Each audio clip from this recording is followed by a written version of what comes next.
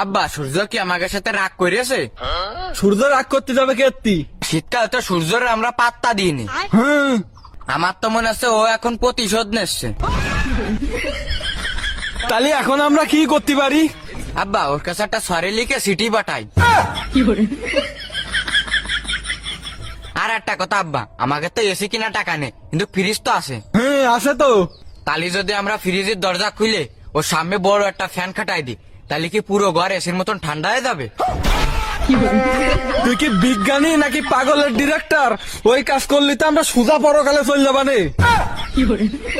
আচ্ছা তাহলে আমরা সবাই ফ্রিজের মধ্যে বসে থাকি না কেন? ফ্রিজের মধ্যে বসবি তত জায়গা পাবি কনে? কেন আমি নর্মাল থাকবো আর তুমি ডিপ ফ্রিজে থাকবা?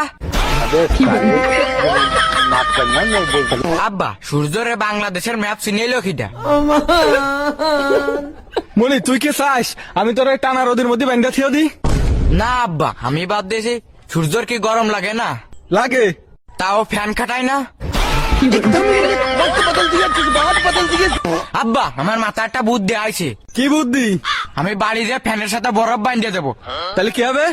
তাহলে আমাদের ঘরে শীতকাল চলে আসবে। শীতকাল আসবেন কিনা জানি নে, কিন্তু আমাদের বাড়ি একটা ডাক্তার আসবে না। কেন আব্বা? তোরে জুতো দে মাইরি আমি আর ঘর ভেঙে ফেলবানে।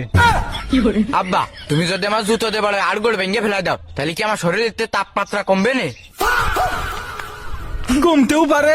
তাহলে আব্বা তোমার জুতো দিয়ে বলে আর গোড় ভেঙে ফেলা দিবা না, তাহলে তোমার শরীরের তো তাপমাত্রা কমিয়ে যাবে না।